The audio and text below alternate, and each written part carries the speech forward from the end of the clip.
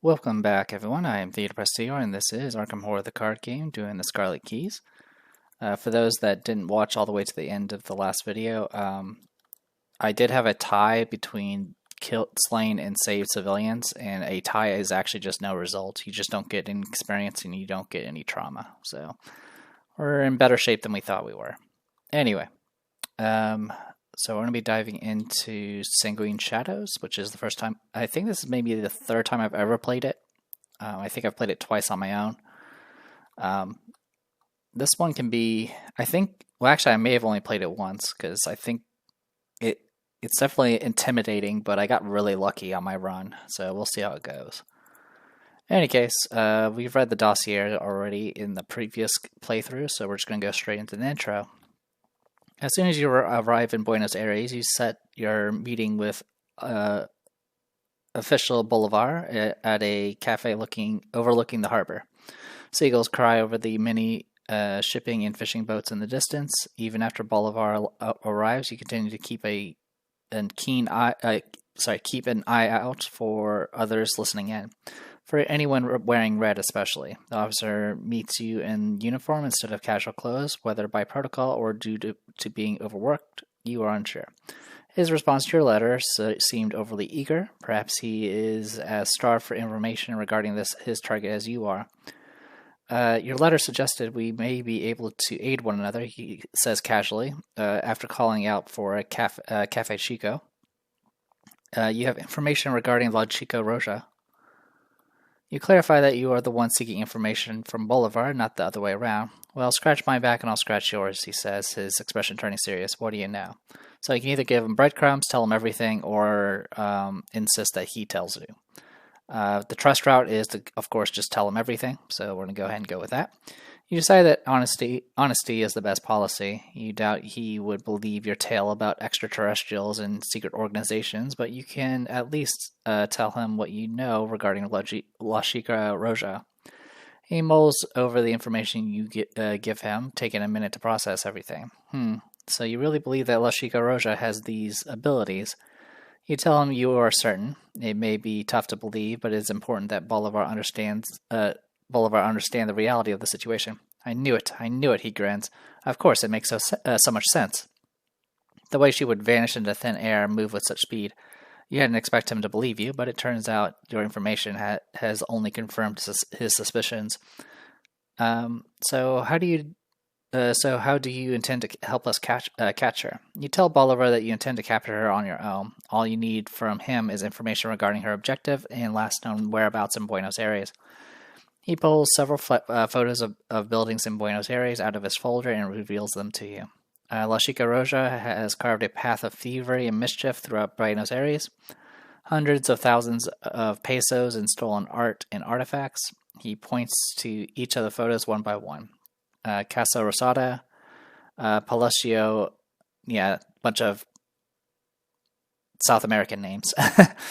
She has been spotted many times, but try as we might, we cannot catch her in the act. Those in charge are, shall we say, unhappy with how the situation has been handled. He looks away and scratches at the back of his hand as he stammers. It is clear to you that Bolivar's career is on the line, but you know the stakes are much higher than even that. It is like she is toying with us, mocking us. He strikes the surface of the table in frustration, making a killing while making fools of us all. None of us have the criminal trait, so we're not going to read that. You tell official Bolivar that you will help him find the girl in the carmine coat, but only if he aids you in your investigation. Of course, he says with a grin. If it means we can finally put that thief behind bars, I will do what I can. You shake the man's hand together, and a plan begins to brew. Remember that Matias Bolivar trusts you. Remove an elder thing and add a tablet. If there are 4 already, you gain experience instead. We have 4 already, so we will gain 1 experience point. Okay.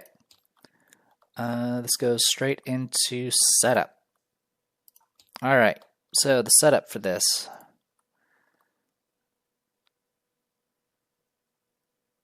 Build the agenda deck using only Agenda 1 and Act deck using only Acts 1 and 2.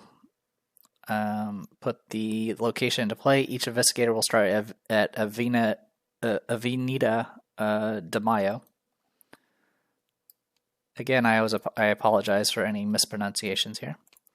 So, Buenos Aires Central, you step out onto the broad avenue, starting to every alleyway and rooftop. This street connects with the plaza of De Mayo and many of the buildings which Officer Bolivar marked as potential targets for La Chica Roja's campaign of thievery.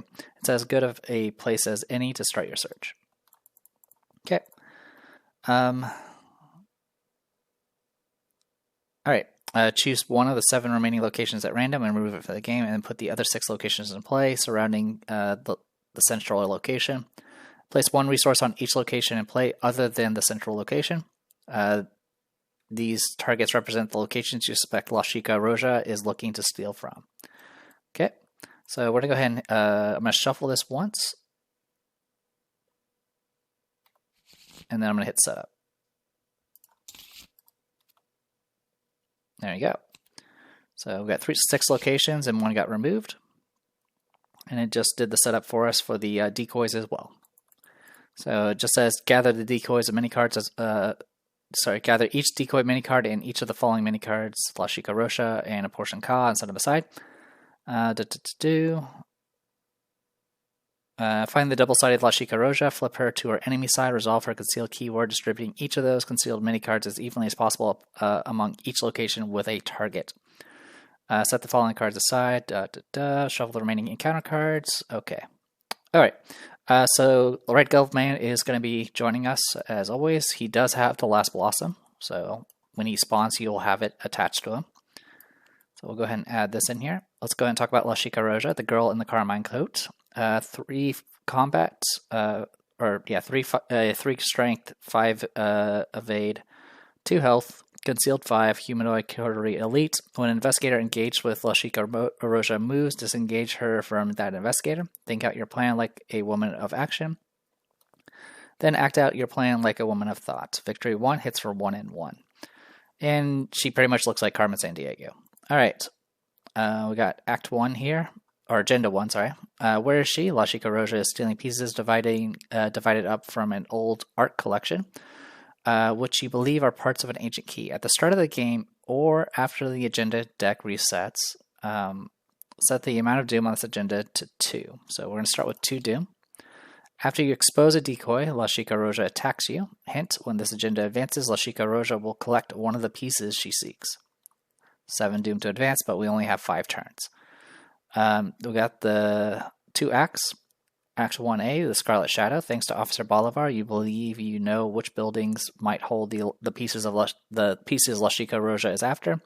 All that is left is to catch her in the act. Expose the thief's whereabouts. If an investigator engages La Chica Roja, advance.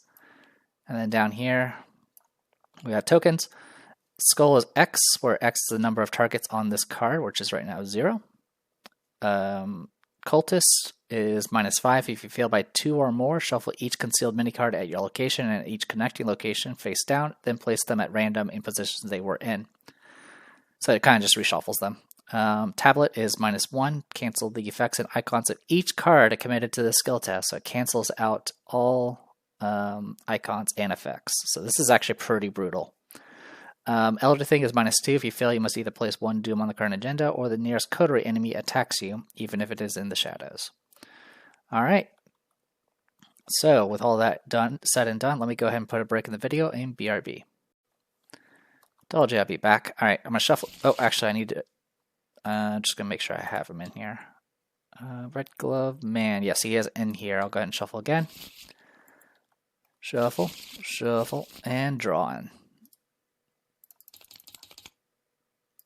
Alright, that is a weakness. We obviously don't need the wolf mask right now. I don't really need the talisman of protection or the medical student right now either. So we'll draw 3 cards. Not the best start, I have to say.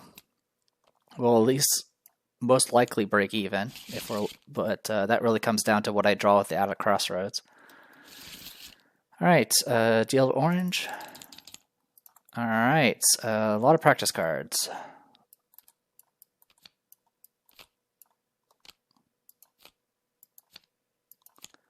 Okay, that is a start I can work with. Alright, we may have a rough start, but I've been having rough starts for almost all these scenarios, so we'll see how it goes. X. Alright, Shroud X, 2 clues. If your difficulty level is easy, the X is 2, so it's 2 Shroud. Goes all the way up to 5, though, in Expert. Action Resign. Looks like Lashika Roja wins this game. Alright. So, let's go ahead and resolve the Outer Crossroads right now. We'll get 3 cards. 1, 2, 3. Alright, well, it's enough to do things with, I'll say that much. But, yeah, it's not great. Alright, let's go ahead and have her go first. So, I'm going to go ahead and get out Chair's Keepsake for free, Wolf Mask for free. I'll spend 2 to get out Crowbar, and you know what? I will spend another 2 to get out the other Crowbar. And then I'll spend 1 to get out the Bandolier. Having 2 Crowbars is not the end of the world because they do exhaust, so we can use them to use her to at least essentially get more clues, hopefully. Alright, that is it for Daniela. Let's go ahead and go straight into Daisy. Alright.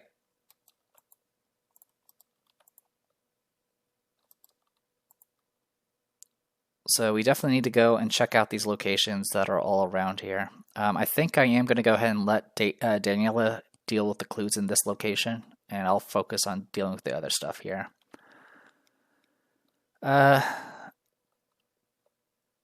So the first time I played this, I literally found Lashika Roja on the very first concealed card. I don't know if I'll be able to pull that off again, though.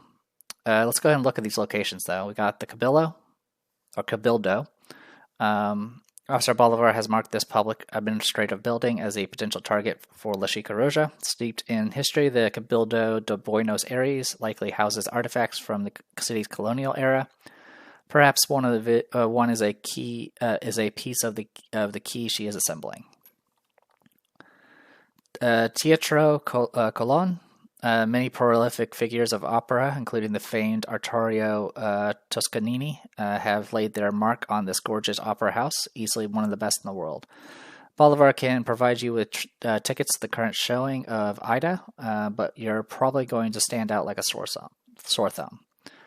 Palacio Errázuriz, I don't know how to pronounce it. This privately owned mansion contains many pieces of art that fit the profile of your mark's past robberies. Judging from the ornate architecture, its owner must be important high society types. You're unlikely to be allowed to patrol the area, so you'll have to resort to Lashika Roja's own methods if you plan on watching for her here. We got the Cementerio de la Recoleta. Robbing the dead has long been a crime reserved for only the foulest of thieves, so naturally Officer Bolivar believes Recoleta Cemetery is on the list of potential targets. Who knows what valuables may be locked with the dead in the cemetery's countless marble vaults and mausoleums. Then we got Cathedral, Metropolitana. Overlooking the Plaza de Mayo looms the impressive facade of the Metropolitan Cathedral. In addition to the usual trappings of the church, Bolivar has informed you that it houses many magnificent pieces of art, as well as a mausoleum. It seems a likely target for Lashika Roja. Casa Rosada, serving as the office of the President of Argentina, the Rose House is home to several antiques and curios inherited from past leaders. One might be a piece of the key Yokori seeks. Alright, so Daisy, I'm going to go ahead and spend 3. Go ahead and get out Mr. Rook, and then go ahead and search top 9. We'll go ahead and get the back pane first. And I'm going to get out the Spectral Shield.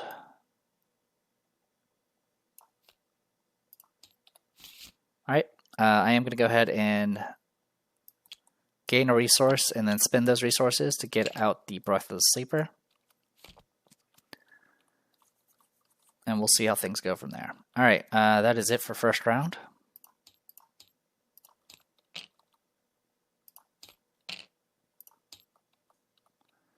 Mythos, third Doom. I believe I shuffled. Yes, I did. You must either spin one clue or choose and discard half of your non-weakness cards in your hand, rounded up. I have to discard 2 cards. I'll discard the Take the Initiative and the Medical Student.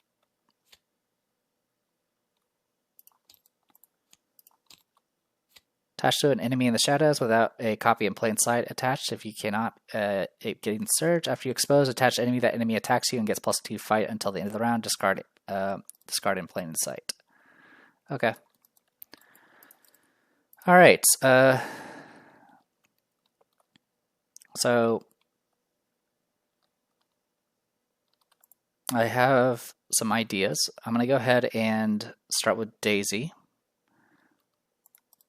I'm going to go ahead and search top 9 and grab Grim Memoir.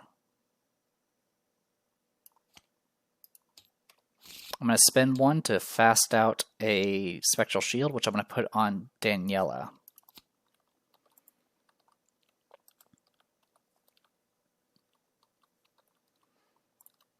All right.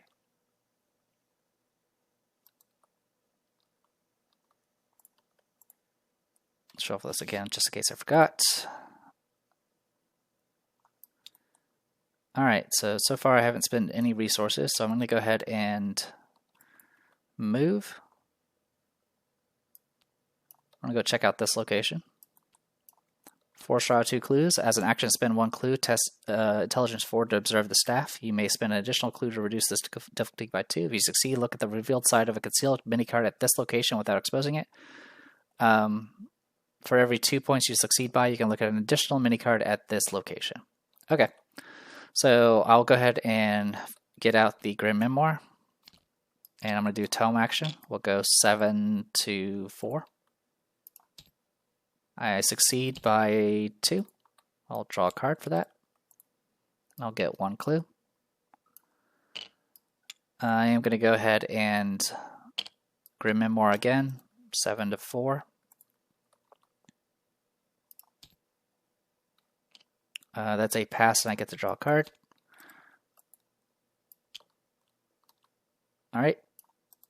Then I'm going to go ahead and spend 2 clues to see what this card is. So if you succeed, so I'm spending 2 clues, so this will become a 5 to 2 test. I'll do a perception and make it a 7 to 2 test. All right, we pass. We get to draw a card. All right, that is the decoy, so we don't need to worry about anything here. All right, Daniela. So Daniela's going to do something a little silly. Originally I was going to go and get clues, but I have a different idea. I'm going to move to Cementario, whatever this place is, to Shroud. Action, spin X clues, take X horror, look at the revealed side of X concealed cards at this location without exposing them. Okay. It's an action to do that, or I can just smack it. So I'm going to use a crowbar and go 7 to 2. I succeed. We'll flip this over. It is a decoy. I'm going to get hit for 1 in 1 because of Lashika Roja. Because that's the effect of the agenda here. So one of it's going to get soaked by the Spectral Shield, and then I'll take a horror on my Chair's Keepsake.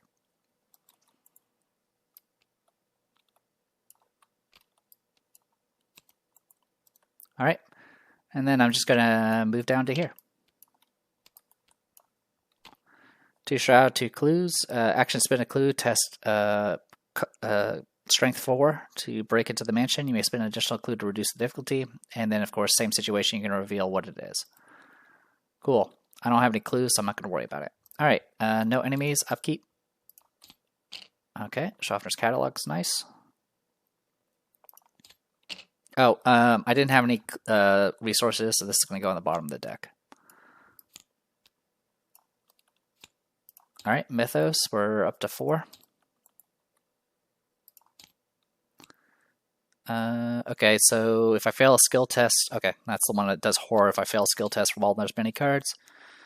This is a willpower 3 test. For each point you fail by, you have to take a horror or place one of your clues on your location.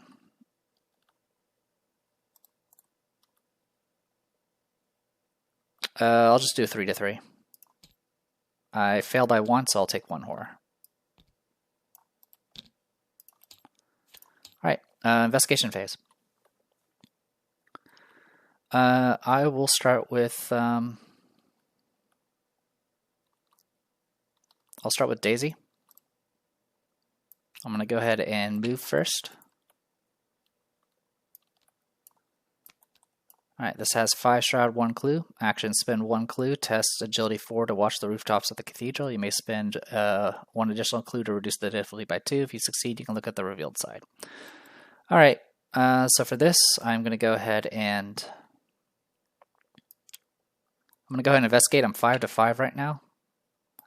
Actually, no. What I'm going to do is I'm going to go ahead and use the Mirroring Blade, which will do 2 damage, and I can use that to automatically reveal a card. I'll reveal this card is a decoy, so I'm going to get hit for 1 and 1. So I'll take the damage here and take the horror there.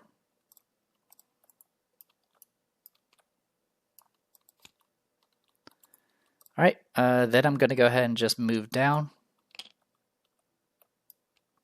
to here. And I'm going to go ahead and just gain a resource.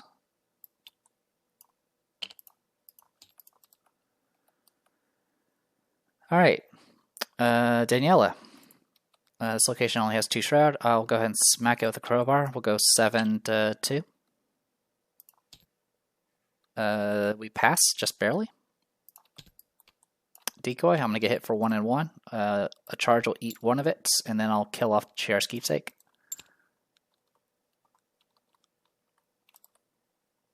Alright, so 2 locations left. So I will spend 2 actions. Well, you know what? I'm going to go ahead and take this opportunity to get out my Schaffner's Catalog. And then I'm going to go ahead and spend... Actually, none of it. I'm going to get out Schaffner's Catalog and then move. And rendezvous back here. Alright, enemy phase, upkeep.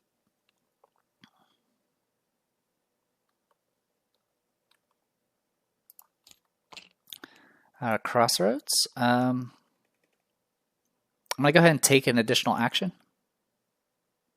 And just spend 2 secrets and a resource to get out the machete.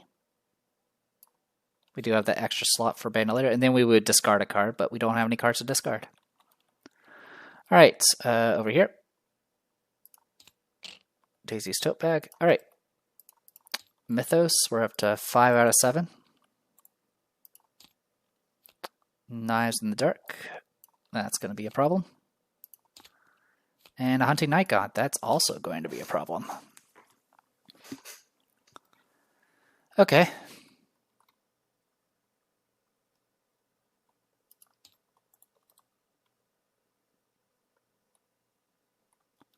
We'll go into the investigation phase. Let's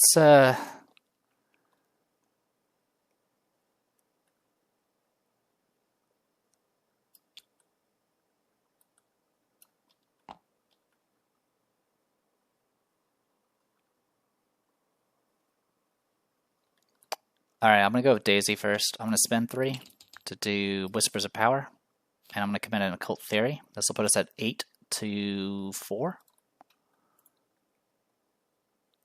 We'll go another 2 more, so it'll be 10 to 4. If I get a tablet, I'll be screwed. Okay, not a tablet, and we don't have any targets on this card. So this will instantly kill it because it's non-elite. Second action, I'm going to use all the remaining secrets on Schaffner's to get out into Cathera.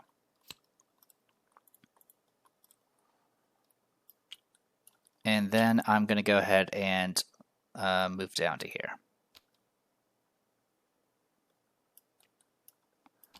3 Shroud, 2 Clues. Action, spend 1 clue. Test Willpower 4 to stake out the rafters of the Opera House. You may spend 1 additional clue to reduce the difficulty by 2. If you succeed, look at the revealed side of a concealed mini-card at this location. Same thing as before. Okay. That is it on that front. Let's go with Daniela. All right. I'm going to go ahead and do crowbar here. We'll go 5 to 2. Get a clue. Do it again with the other crowbar, 5 to 2. That's good. Get a clue. And then I'm going to move down to here. 4 shroud, 2 clues. Look, lightning bolt. Look at the revealed side of a mini card, then draw the top card of the encounter deck. You may spend 2 clues to cancel that card's effect and discard it. Okay. I will go ahead and do this and reveal the top card. All right, it's a decoy. So I have to draw an encounter card. And if I want to, I can spend 2 clues, or I can just take what's coming to me. I'm going to go ahead and spend the 2 clues, because I don't want to risk getting hurt here. All right, then at the end of our turn, I go ahead and do a 2 to 3. I'll go 4 to 3 with Wolf Mask. I do pass, just barely, which is good, because I would have taken a horror otherwise. All right. So we know where she's at. She's down here at Teatro Colon. So hopefully we can make this, we can deal with this in a second. No enemies, upkeep, survival knife. One of those. Mythos, 6 to doom. Aloof patrol nearest location with a concealed minicard and no coterie envoy. While coterie envoy is ready, concealed minicards at its location cannot be exposed. After you defeat coterie envoy, look at the top revealed side of any concealed minicard in play. It's aloof, so it's just going to hang out. If there are no enemies in the shadows, okay, so either lose an action or get punched. I will go ahead and, ooh, that's actually kind of dangerous. I'll take the punch.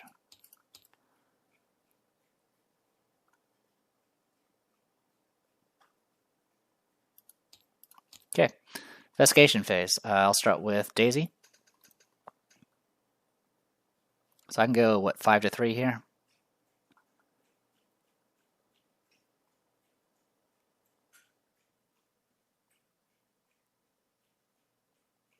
Okay, so yeah, I'll go 5 to 3 here and see if we can make this happen. We'll get punched because of this, though.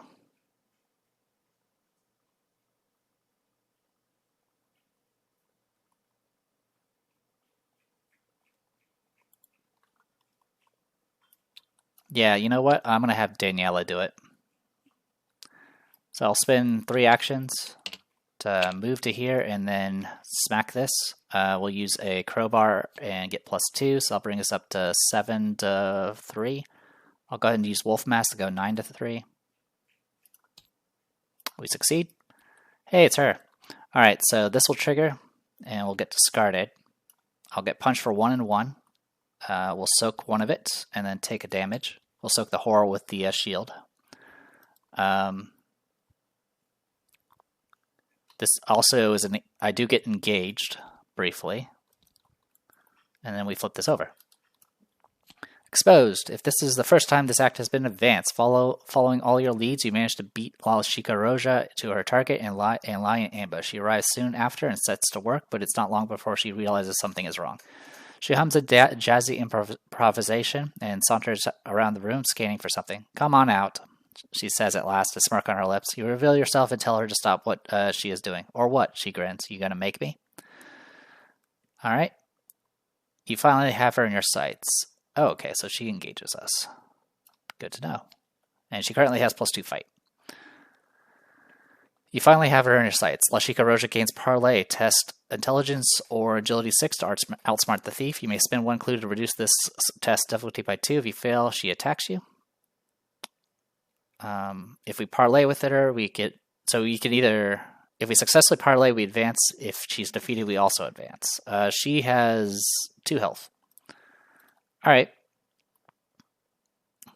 Also, there are no more hidden cards, or concealed cards in the shadows, so we'll go to this. Alright.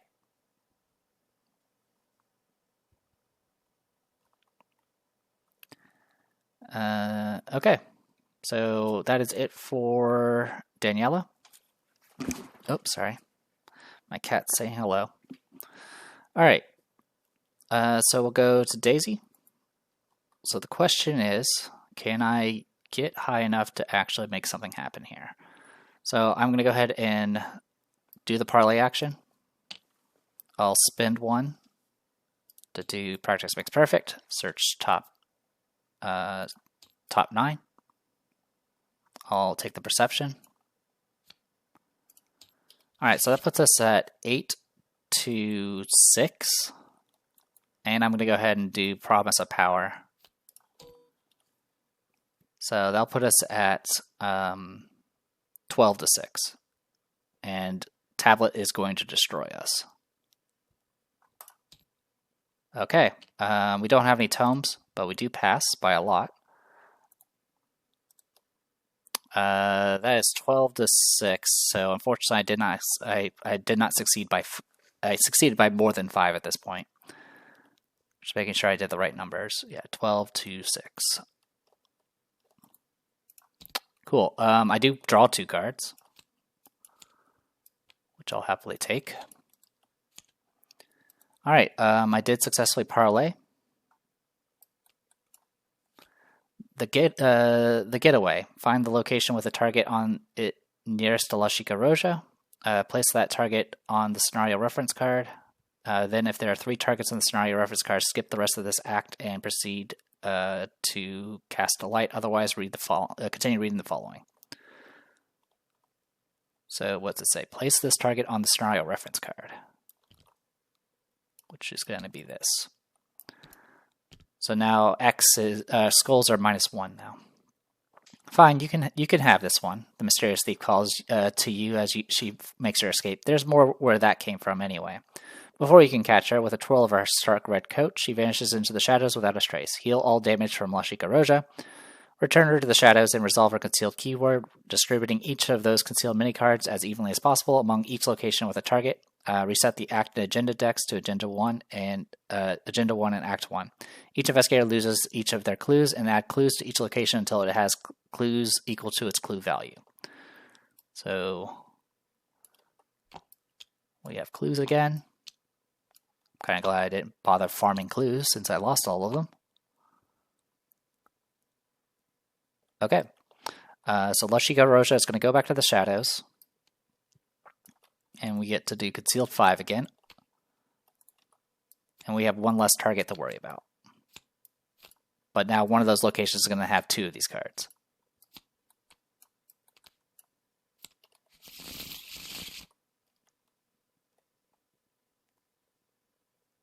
I get to choose it, though, so there's that, I guess.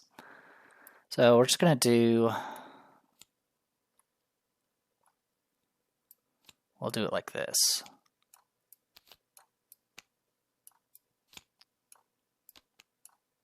So this one will have 2.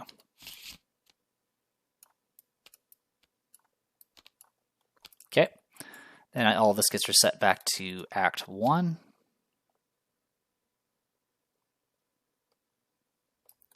And we essentially have to do this a few more times. We do reset the agenda back to 2. So we got that going for us. All right. So that's the good news. I'm going to go ahead and use Mr. Rook. Search top 9. I'll take the Grim Memoir. And then I'm going to go ahead and library pass the Grim Memoir out. I'm going to go ahead and do tome action. We'll go 7 to 3 here. That is 5 to 3. I'll go ahead and use Antikythera to get a resource and a card, and then draw a card because of Grim Memoir. And we'll get 1 clue. I'm going to go ahead and use another secret. Go 7 to 3 here. That is definitely a pass. We'll get a clue. Draw a card. And I'm going to go ahead and play Crack the Case to get 3 resources. And then I'm going to go ahead and spend 3 resources to get out my Pathfinder. And then I'm going to go ahead and move. with the Pathfinder. Okay. So, kind of biggest concern right now is the Cabildo. Now, the thing here is it prevents exposing, but everything else is still fair game. All right, that is it on that front. Enemy, this guy's just going to stay here because this location does have a mini card. All right, upkeep.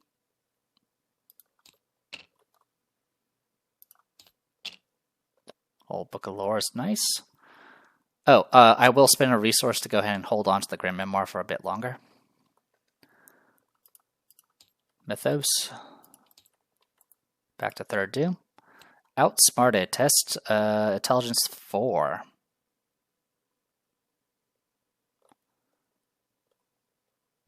If you fail, you must decide one. Choose one. All right. I'll go 1 to 4. Hey, I failed. All right. So I can either add a doom to the agenda or let the nearest coterie enemy attack you. We'll go ahead and go with. How's nearest and farthest work for this stuff? That is a question.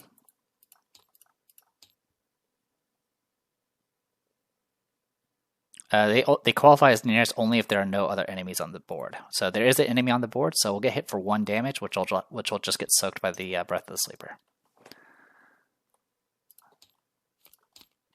Blocked door. This is going to go over here, which is fine. All right, investigation phase.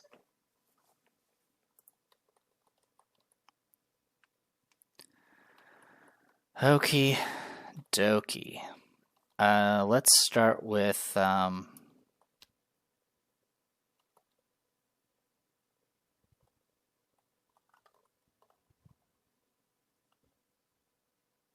taking X horror is kind of a problem. Oh, I forgot to remove the secret I used from the Mr. Rook earlier, because we definitely used it. All right.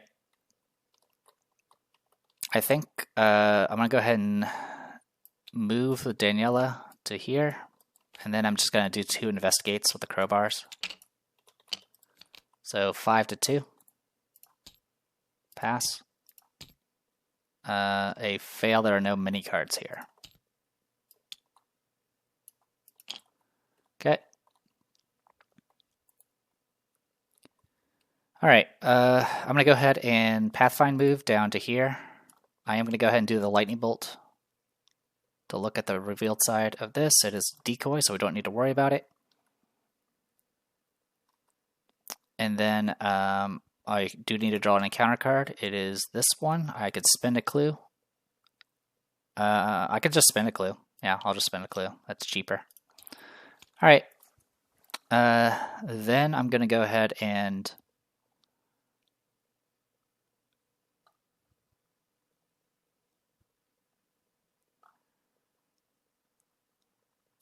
move twice.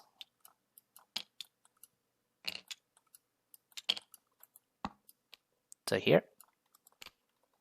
And then I'm going to Secret Tome action, do Grim Memoir 7 to 2.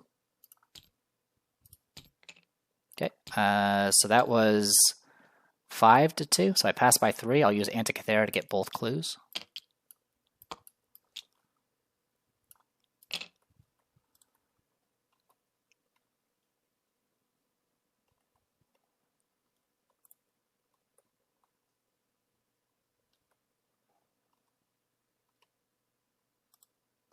I am going to go ahead and do Mr. Rook at this point. Search top 9. I'll take the Spectral Shield and the Necronomicon, which I'm pretty sure I should have taken a while ago. 1 second.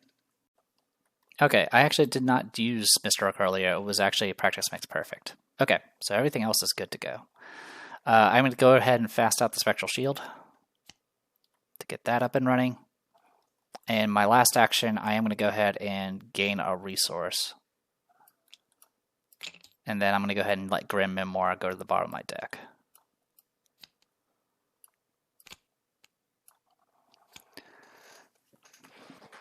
Alright, so I have double shields up, but I need to get the other Breath of the Sleeper up and active. Now, the bad part is I don't actually have any way of discarding these Breath of the Sleepers once they're out. So once I'm out of charges, that's we're essentially at go mode at that point. Alright. We go enemy phase. Enemy's going to stay there. Upkeep.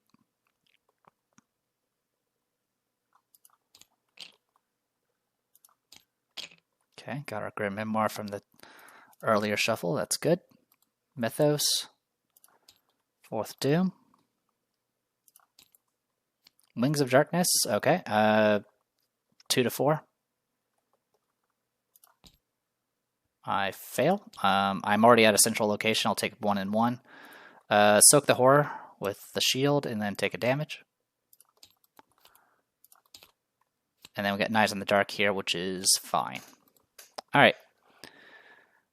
Oh yeah, we're not in an area with concealed cards. So we're okay on that front. Okay.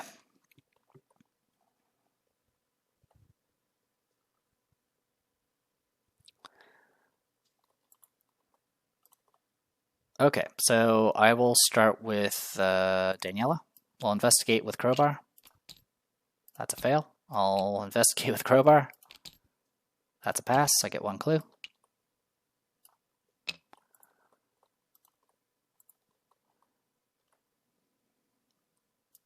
I'm going to go ahead and spin 2 to get out a Safeguard. Actually, do I care about Safeguard? I don't.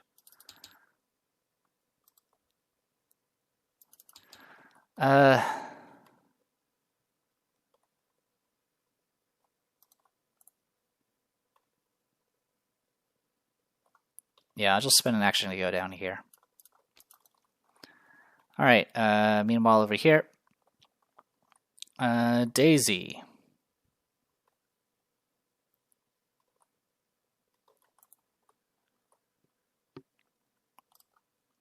I'm going to Pathfind move to here. I'm going to go ahead and spin 2 clues and take 2 horror. One of it's going to get soaked. To look at these 2 cards. Okay, these are fine. So it's either this location or that location.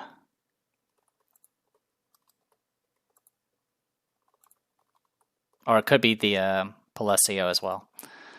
I'm going to go ahead and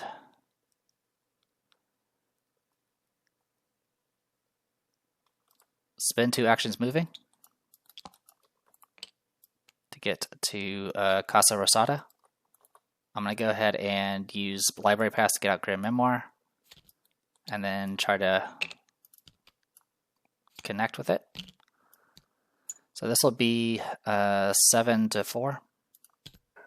That is 6 to 4. So I pass by 2. I'll get 1 clue. I'll draw a card. And then use Antikythera to get a resource and a card. Okay, that's something I can work with. Alright. I'm going to end up having to discard at this. I want to end up discarding at this rate, but I do Knives of the Dark. I will go ahead and commit a survey of the area. That'll put me at 7 to 3.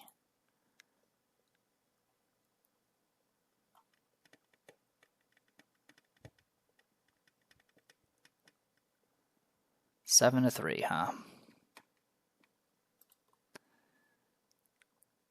A lot of options here. I'll commit a string of curses.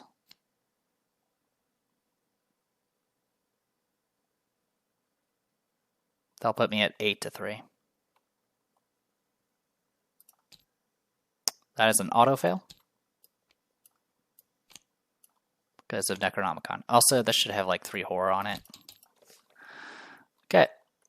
I will spend a resource on the Grim Memoir if I hadn't done that already. Alright. Let's give me a moment. Okay, good to go still. That is everybody. This guy's not moving because this has a concealed mini card and no coterie envoy. Upkeep.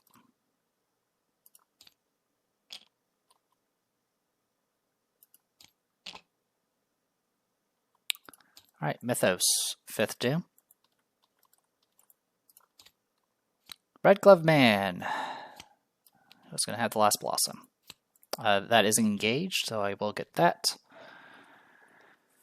Okay. And then over here, Cat and Mouse Surge. If there's a concealed mini-card at your location, you may expose it. If an enemy's mini-card would be exposed by this effect, instead flip it back over and shuffle it face down. Wait. If an enemy's mini-card would be exposed by this effect, instead flip it back over and shuffle it face down with the concealed mini-cards at your location.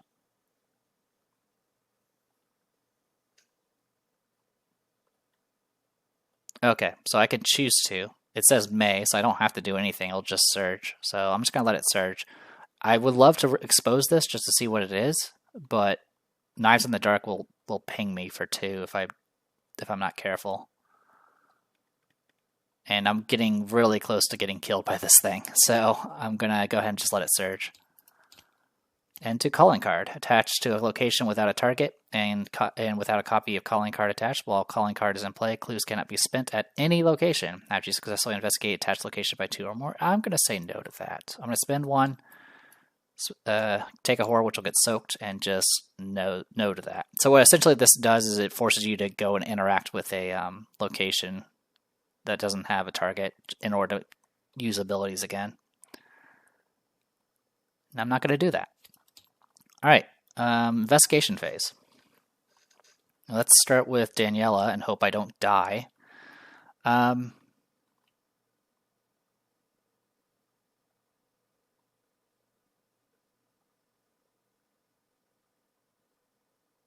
Yeah, so this guy will just punch you from anywhere if you flip any of your cards, so it's something to be very careful about. Alright, so we're going to go ahead and use the machete on this guy. This will be 6 to 5. We'll go 8 to 5 with a wolf mask. Say 8 to 5.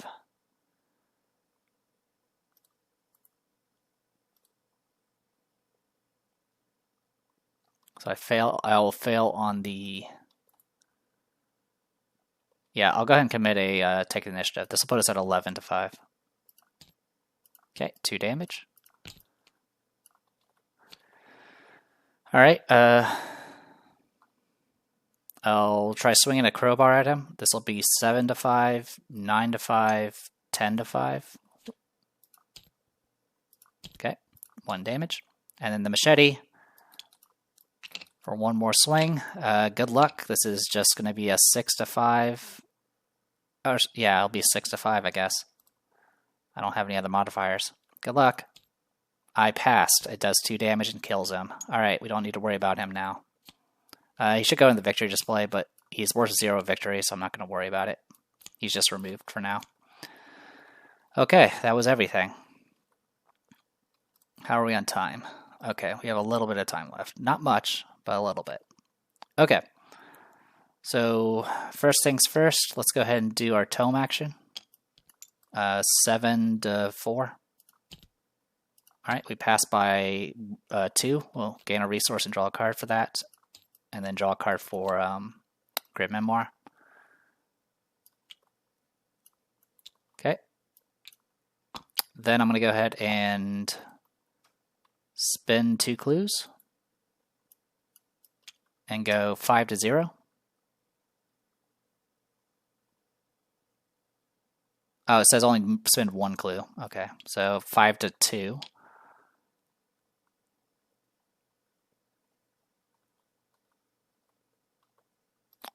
So we can go 5 to 2,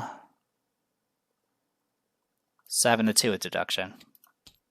Alright, we do that is -1 and lose symbols, but that brings us down to just 6 to 2, so we still pass. Alright, I get to look at the revealed side. Okay, it's a decoy. So I got 1 other location I can look at. I'm going to go ahead and spin 3 to get out the my other Breathless Sleeper. I'm going to Pathfind move over to here. And I'm going to go ahead and use Grim Memoir to go 7 to 5 here. And at this point, I will go ahead and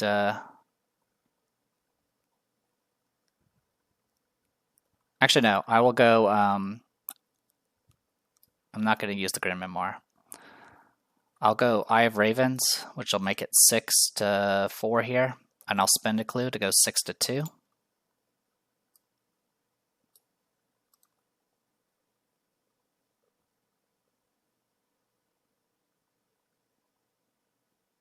Actually, I don't need to use a clue. I'm going to just go Promise of Power. This will put us at 10 to 4 with a curse token. We pass. Okay, this is where she's at. Alright, cool. So we know where she's at. And we can kind of just go from there. Alright, enemy phase upkeep. Oh, sorry, I need to do Knives in the Dark. Also, I am going to go ahead and let Grim Memoir get put on the bottom of the deck. Okay, Knives in the Dark, I'm 2 to 3. I fail. Let's see, I am going to go ahead and flip the Mirroring Blade, which is going to make every investigator take a direct damage, which is just going to get soaked by Breath of Sleeper here. But now I have Mirroring Blade up. Okay. Anyway, during upkeep, let's go.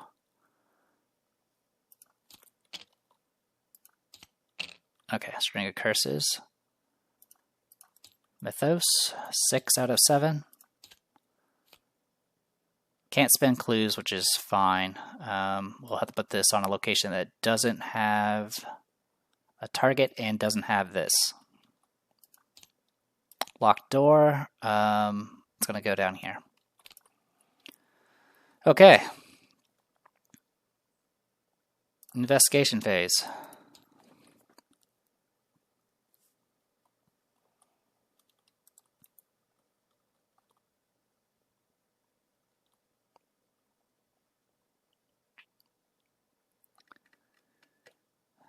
All right, let's go ahead and use Mr. Rook.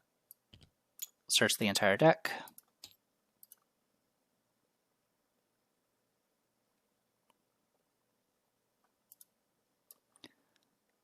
I will take a Practice Makes Perfect. I'm going to go ahead and investigate. I will spend 1 to do Practice Makes Perfect. I'll pick this Survey the Area, which will give us +3, putting us at 8 out of 5. And then we'll go 10 out of 5. Okay, symbols don't matter anymore, which unfortunately means I fail by 1. Cool. All right.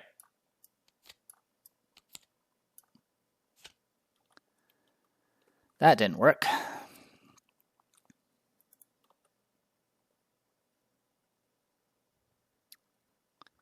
Do I have any other way? So I can use Mirroring Blade to get this, but I really would like to not do that. Alright, I'm just going to draw a card. I'm going to go ahead and use Library Pass. I'll investigate again using Tome Action. We'll go 7 to 5. That's -1, so I do pass. So I can also do Antikythera to get a clue here while revealing. And reveal La Chica Roja. So again, same situation as before. Otherwise, once again, you beat your rival to the punch, and she spots you immediately. You again, she says dismissively, don't you have anything better to do? I'm quite busy, as you can see. Alright. So with that, we now get her. This goes away. All of the concealed cards go away. And since I know beating her up doesn't actually cause any issues, I'm going to go ahead and use Mirroring Blade to do 2 damage to her. I mean, it's either that or I do a, I could attempt the parlay again, but I don't think I have the means to do anything. Yeah, I don't have a lot to work with right now. So yeah, I'm just going to use Mirroring Blade, do 2 damage to her, which is going to, once again, do this.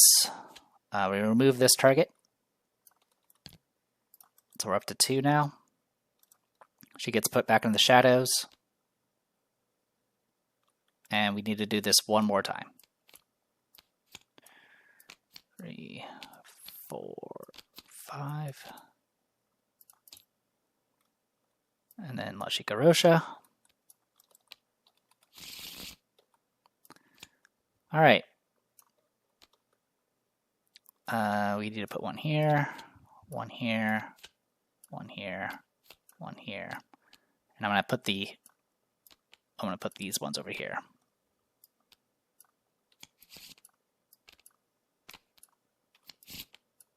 Okay. And then everything resets back down to 2 Doom again. All right. This is definitely taking a lot longer because it seems to be the final, compared to my first time where I found it on the very first go. This one we're finding it as our last locations. Luckily, we've been making it in time, just barely. LCG would steal stuff. We lose all our clues, by the way. And then we add clues to locations.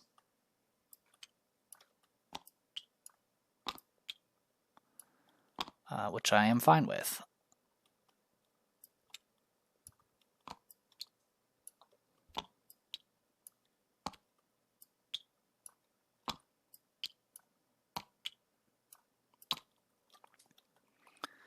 Okay.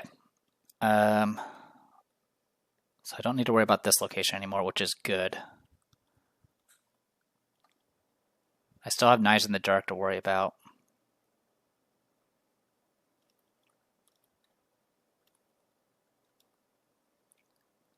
I can't spend clues, which is fine.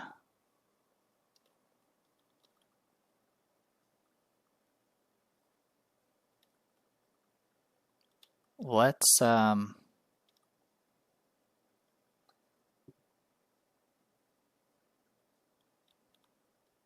I can go, what, 7 to 4 here? But if I fail, I get double dinged. Yeah, I can't do that. I can't afford that. All right, so yeah, we'll pathfind down to this location. I'm going to go ahead and spend my last action using Great Memoir. We'll go 7 to 2. We pass. That is 5 to 2, so I pass by 3. So after you successfully investigate attached location by 2 or more, discard it and look at the revealed side of a concealed minicard at any location. I'm going to pick the location over here. Okay, I can look at it, I just can't expose it. And then this gets discarded, right? Yeah, it gets discarded. We get a clue here. And I get to draw a card, which is going to be my other Grand Memoir. Then I'll go do a test 2 to 3. I fail with an auto fail.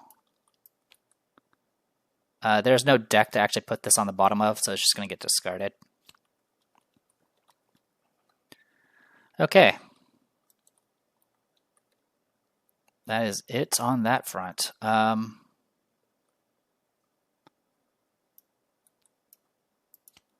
So we got a clue from that. We took care of that issue. I know that's a decoy. It is still Daniela's turn. So Daniela,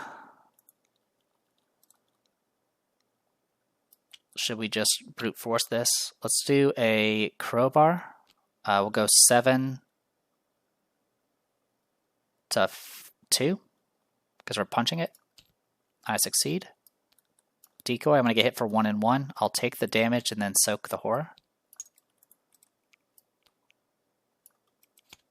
Alright, I'm going to go ahead and do it again. That's a success. I'll take same situation. I'll take a damage and soak the horror. Okay, so 2 potential locations with 2 cards essentially. Alright, I still have 1 action remaining.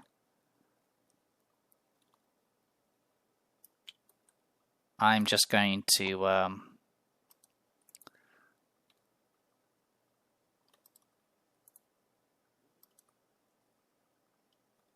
mean, we're going to end up losing all our clues anyway. I'll go ahead and use this opportunity to spin 2 to drop a crowbar and get a survival knife out. And then enemy phase, you're just going to hang out, upkeep. I'm going to take a horror from this, which is just going to get soaked. Go to Mythos, third Doom again. Wings of Darkness. Hey, I failed. I get pulled over here. I'll take 1 and 1.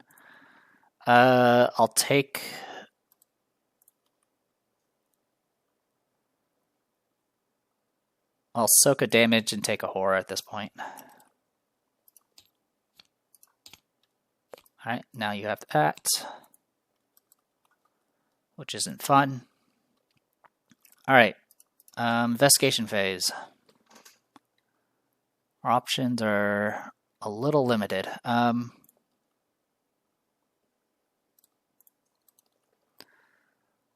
Let's start with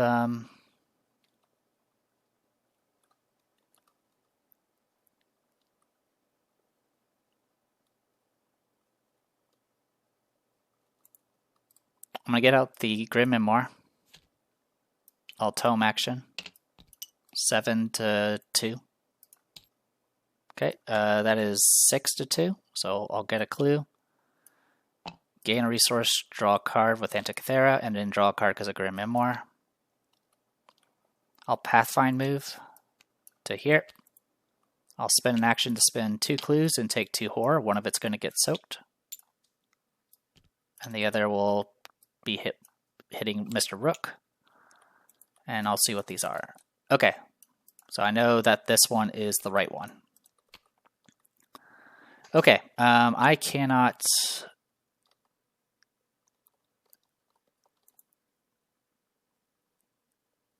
I can attack if I want to. It just won't go very well. But I'll try it anyway. Do I have enough to actually kill, though?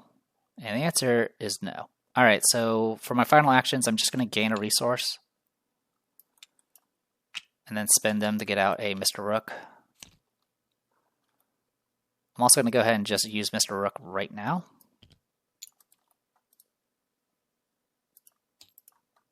I want to grab this survey of the area. Alright, I will let Grim Memoir go to the bottom of the deck. And I'm going to go ahead and test this foot. I'm going to go 7 to 3. We'll go 8 to 3 with String of Curses as well. It's a fail because of that. I will take 1 horror because I failed in a location that has hidden cards. Alright, running out of time here. Daniela, move on over. And then I'm going to use Crowbar to smack this concealed card. 7 to 2. We succeed. Hey, it's her.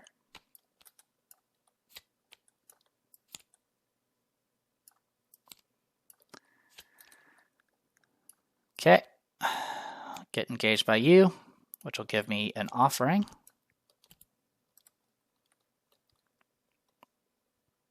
And I will attempt to smack you. I'll use a wolf mask to go 8 to 3 with machete. I succeed. That will take you out. Alright, and then this will go here. Skulls are now -3.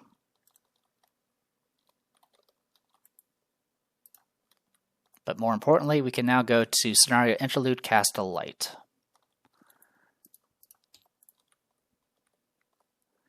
While Shikarosha paces around you in a slow circle as you claim her prize. You're good, she concedes with a playful smirk, but you're working for the wrong people. You know that, right? You tell her to stand down and turn herself over for questioning. She steps into the shadows, obscuring her face, but you can tell from her tone that she hasn't stopped smiling.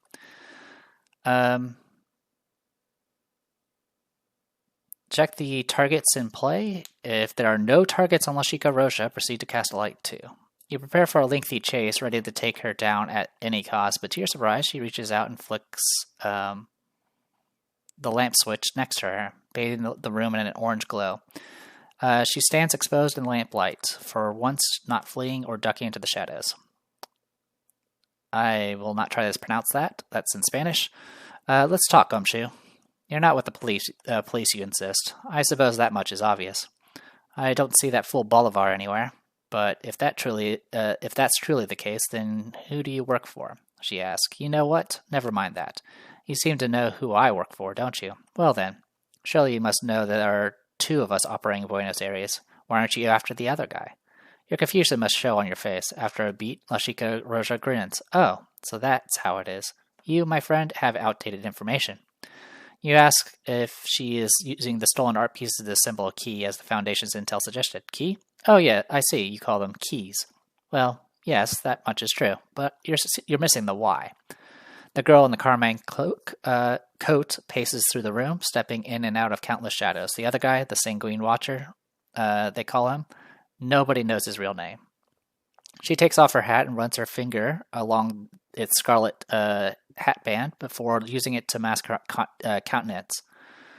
Just like me, I guess. Nameless, faceless. Then she rolls it back into her head with a chuckle. Only El Observator Sanguinario ain't like me.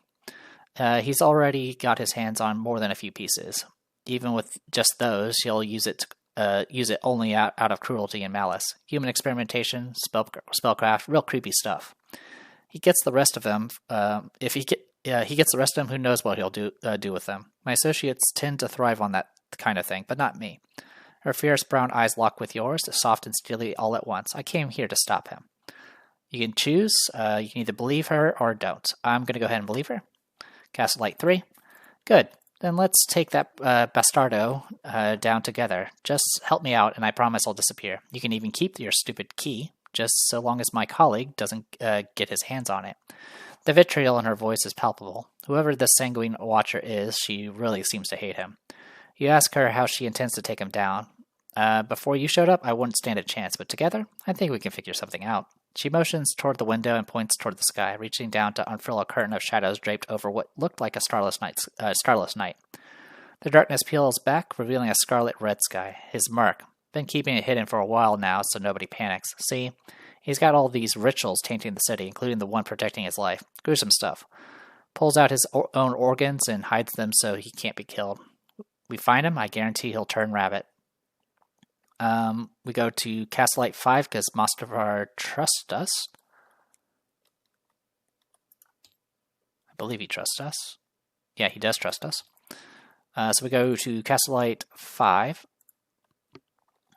You nod and get ready to move out when all of a sudden the door behind you bursts open. Official Bolivar, flanked by two other policia, levels a handgun in your direction. The girl in the carmine coat grabs your hand. You, Bolivar shouts, I trusted you. I should have known better. You start to explain, but he cuts you off. There's real heart behind his eyes. You can explain yourself down at the station. Bring him in, boys. That's our cue, your erstwhile quarry says in a sing-song voice. She then leaps out the window, pulling you along with her. A hail of bullets following in your wake. There's a whirl of shadows and crimson, and the next thing you know, you are floating gracefully to the ground aloft a wispy cloud of darkness. Quick, La Chica Roja shouts, follow me. You and the girl in the carmine coat have teamed up to take down the true threat of Buenos Aires. Flip the La Chica Roja to her destroy asset side, remove all tokens and attachments from her. Choose an investigator to take control of her. Alright, so her flipped version. Your watchful shadow. She's 3/3 soak. Reaction when your turn ends. Exhaust her. Place your investigator minicard in the shadows. While you're in the shadows, you are not at any location. Enemies that would spawn engage with you spawn at your previous location. At the start of your turn, move back to your previous location or any location if you cannot. I'm going to go ahead and have this on Daniela because she needs the soak. I mean, technically so does Daisy, but it is what it is. Alright. Remove the agenda and act from the game.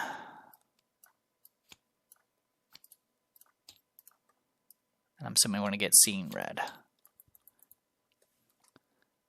Place one doom on Seeing Red. It is now both the current act and agenda. Seeing red, 11 doomed to advance. Scarlet light drowns the city. Somewhere, Lashika Roche's rival lies in wait, hoping to claim the final pieces of the key for himself. After a decoy is exposed, place 1 doom on this agenda. If the Sanguine Watcher is defeated, advance. Alright. Randomly choose a location with a target on it. Spawn the Sanguine Watcher at that location. Remove all other targets from locations in play. Let's see if I can pick a random location. The Cabildo. Our favorite. Alright. Sanguine Watcher will be here. And then all other targets have been removed.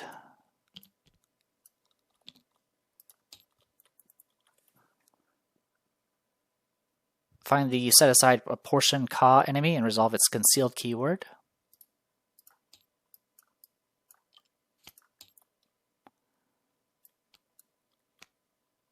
One, 2, 3, 4, and then we get a portion Ka here. 5. As evenly as possible at each central location that does not have a target. So everywhere except for where the boss is at.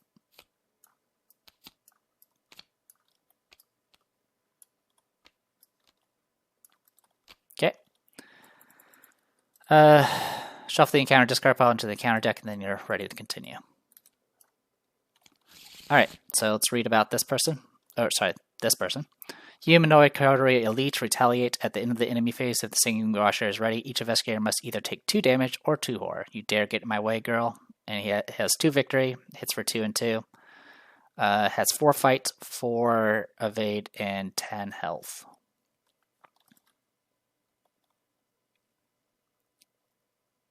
So the only thing I hate about this is the fact that we're going to get hit.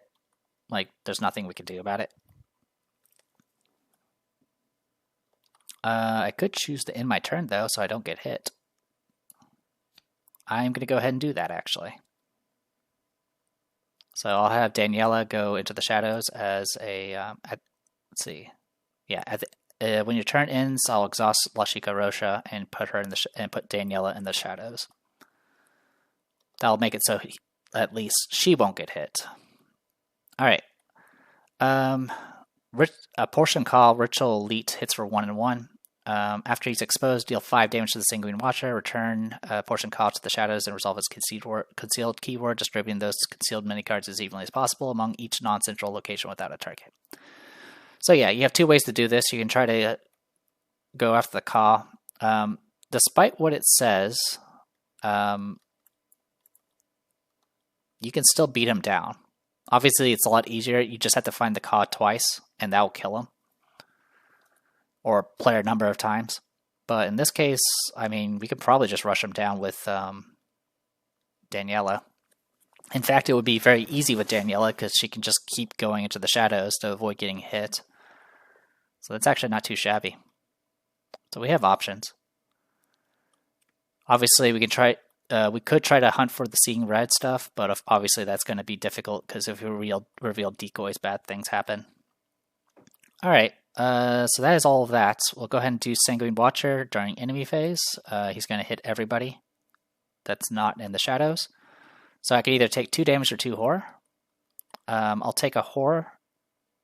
One of it's going to get soaked, and then I'll take the other on Mr. Rook.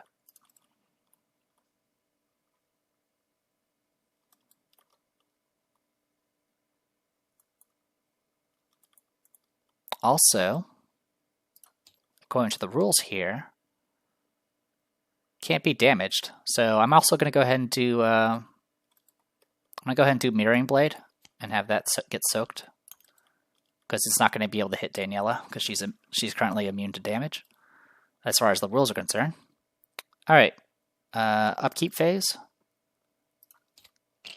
Okay, this guy has Retaliate, doesn't he? Yeah, he does. Okay, so what options?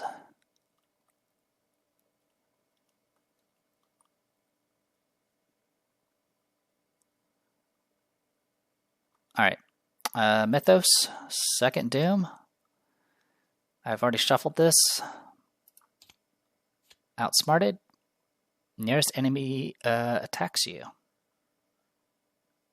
I think I have to do, well, I have to do the check first, so I'll do that first. I'm in the shadows, so I don't have to worry about this seeing shadows doing anything to me for multiple reasons. I'll just place a Doom, because I think I can't do the second option, because literally I can't be attacked while I'm in the shadows. You have to pick an option that does something. Bound Night Gaunt. So this is the opposite of a regular Night Gaunt. So it has 1 fight, 3 health, 3 evade. While attacking Bound Night Gaunt, double the negative modifiers from the Chaos token. So instead of evade, it's attacking. Hits for 2 horror. He had learned that they are bound by solemn treaties. Alright. I can't really do anything else about that. In fact, I'm in kind of some trouble here, because Daisy doesn't have very many options there. Anyway. Investigation phase. Let's start with alright,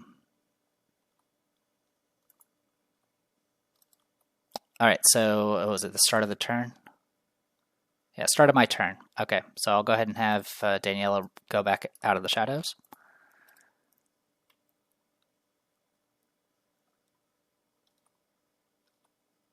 I'm going to spend 2 actions moving to get to here, get engaged by you, get a wolf mask going.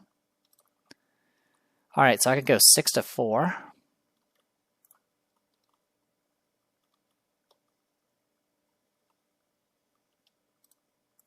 I'm currently down 7. Holy cow. Is there anything I can do? So I can attack, putting me at 6 to 4. I have 6 remaining health, so this will give me +2. That'll put me at 8 to 4. And this will be 9 to 4.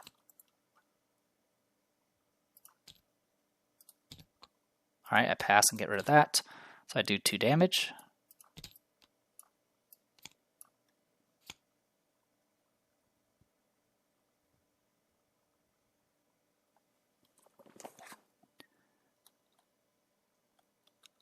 And I could choose to just stay here and potentially hit for 3 damage after the fact. But I think I'm going to go ahead and just go to the shadows again. Alright, meanwhile, over here, I don't have a solution for you. I'm going to go ahead and search top 9.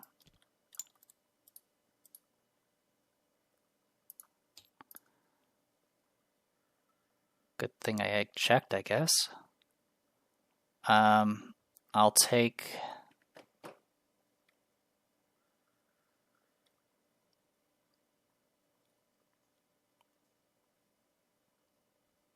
Oddly enough, I'm going to take the tote bag.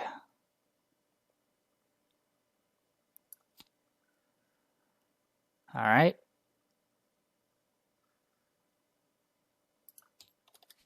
And then my first action, I'm going to try to evade, and I'll do a practice makes perfect, search top 9. I pick survey the area. So that puts me at 7 to 3. I'm going to commit Daisy's tote bag to go 8 to 3. 8 to 3. Alright, we do pass by a bunch.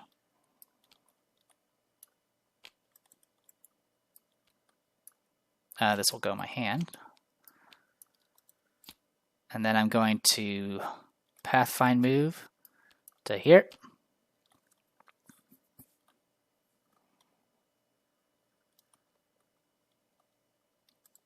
Oh yeah, do I refill clues, by the way? You do not. Okay. GG, everybody.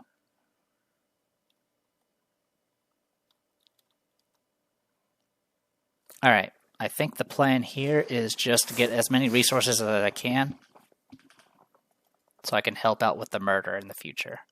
Let's see, that was only -1, right? And that was 9. I was 8 to 3. So -1 is 7 to 3? I think that's right. 7, 8, and that was -1. Let me check what the token was. Alright, it was a +1, so I can't use Antikythera, unfortunately. Alright. Okay, so here's the plan. I'm going to go ahead and just take this opportunity to gain 2 resources in my last 2 actions. Then I'm going to do Survey the Area to try to get rid of this Knives in the Dark. Not that it really matters at this point. This will put us at 7 to 3, and we fail. Of course we do. Alright. That is everybody. Goes to enemy phase. He's no longer engaged, and he's readied. Well, actually, it doesn't matter about the engaged part. It cares about the ready part. So it's going to go ahead and do. Each investigator must take 2 damage or 2 horror. She's in the shadow, so she can't be damaged. Yeah, can't be damaged. And I assume it's the same rules. So soak. I'll take a damage. Actually, you know what? I'll take a horror. All right, we are out. We're pretty much out of spectral shields. We can each of them have 1 more use of it, and it's just going to get discarded after that. Upkeep. Okay, well you're going to appear down here. Okay, yeah, time is up. We have to kill like now. Mythos, 4th Doom.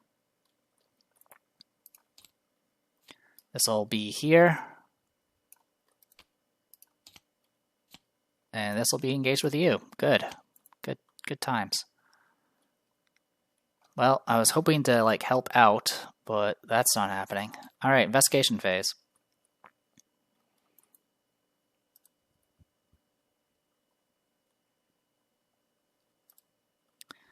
So this is a big problem. There's way too many enemies now at this location.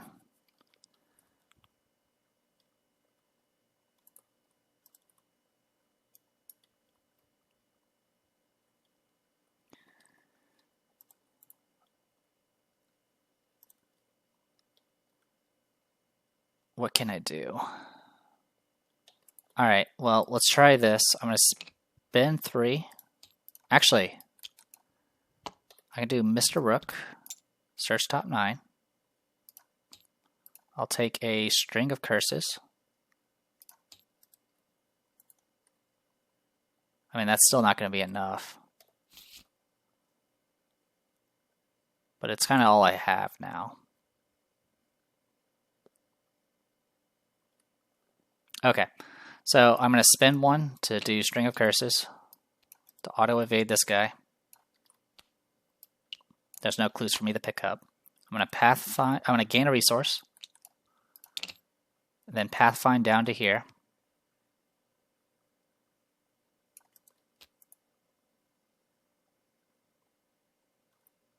I mean, this still is not going to solve the problem, but pathfind down to here. I'm going to get engaged by all of this.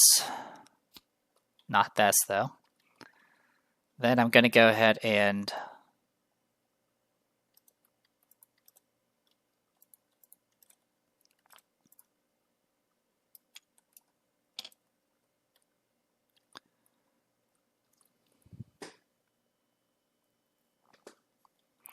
I'm going to go ahead and spin 3 to do Whispers of Doom.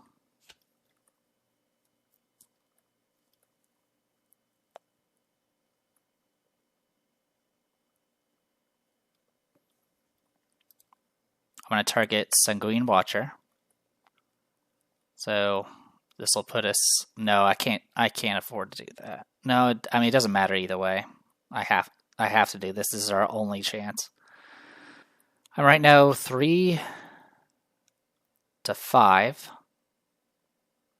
I can go 8 to 5. 12 to 5 with the curse. If I get a tablet, I'm screwed. There's not anything I can do. There's not really much I can do about it.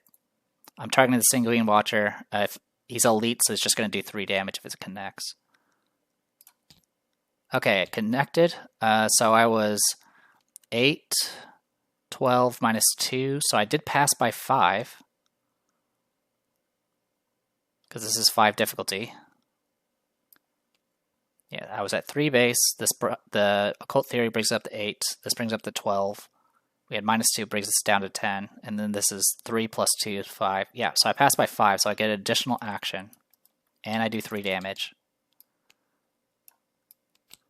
I'm going to go ahead and do Mirroring Blade for another 2. And as nice as this is, I don't really have anything else I can do here. I don't have any actions left. Yeah, I have an extra action, but I literally can't do anything with it.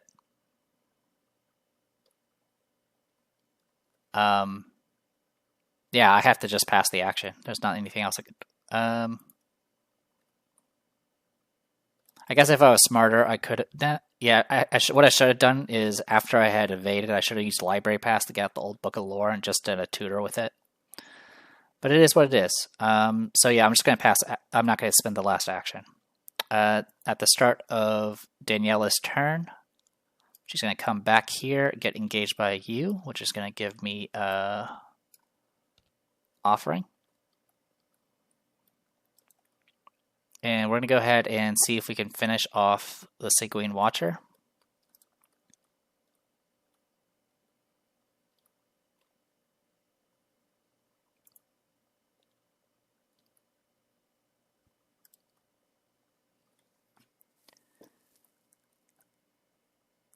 I'm just trying to do the math to see how this would work. I mean, the other option is I kill this guy.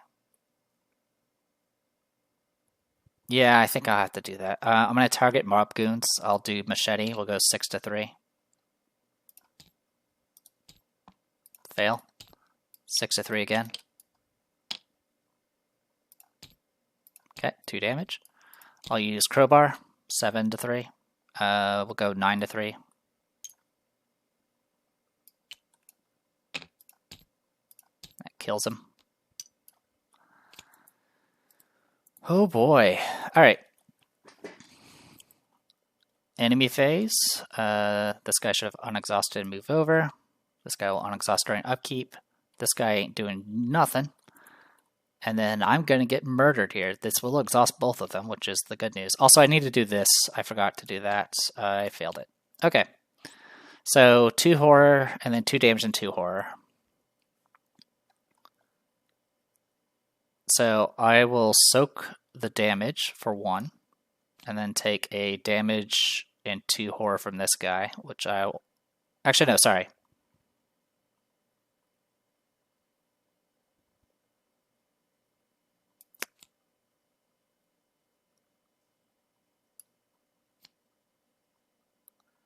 I will take... I'll soak a horror, and then take 2 damage and a horror from this guy, which will get soaked entirely by him, and then take 2 horror from this guy. Okay.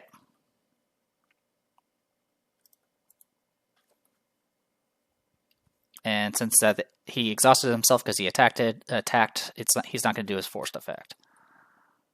All right, upkeep.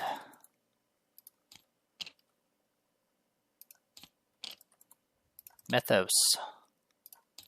6th Doom.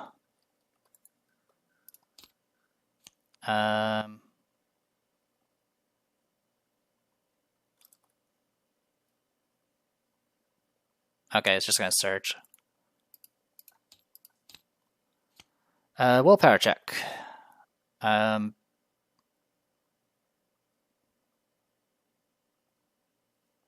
It can't kill me. So yeah, I'll go 4 to 3. Passed. Alright, attach the location without a target. Sure. I don't need to spin clues, so I don't care. Alright. Then I will go to investigation phase. And there's not really much left I can do except I hope that I can kill this guy. So I'll go ahead and Daniela's going to go ahead and engage the Sanguine Watcher. and then I'm going to swing. That will get me an offering. I'll go ahead and swing at it using machete. This will be 6 to 4, 8 to 4, 9 to 4. That's a pass. It does 2 damage. Then I'm going to swing again using crowbar. 7 to 4, 9 to 4 with wolf mask. Then that takes him out. Okay. Yeah, if you have the time to get the decoys out, it can work out. But unfortunately, we got swarmed with like all the enemies at once, and I just didn't. There was no time for me to actually go and do what I need to, take half his life off. Defeated, you advance. The truth in red. It has taken much investigative work and even more toil, but you and your new ally have finally managed to confront the Coterie Elder known as the Sanguine Watcher. The spell protecting his body has faltered, and he is at your mercy. Heartless, empty eyes gaze back at you from behind his ruby spectacles. I knew we never should have let you into our fold, he scolds the girl in red. You're young and insolent, a jester who dons the clothes of a queen, a mockery of a great circle. You're the one who gives us a bad name, she barks back. We are supposed to protect humanity, not torment it. If it were up to me, you would have been driven out. We shall see. He pulls his ruby glasses down, revealing dark, empty sockets where his eyes should be.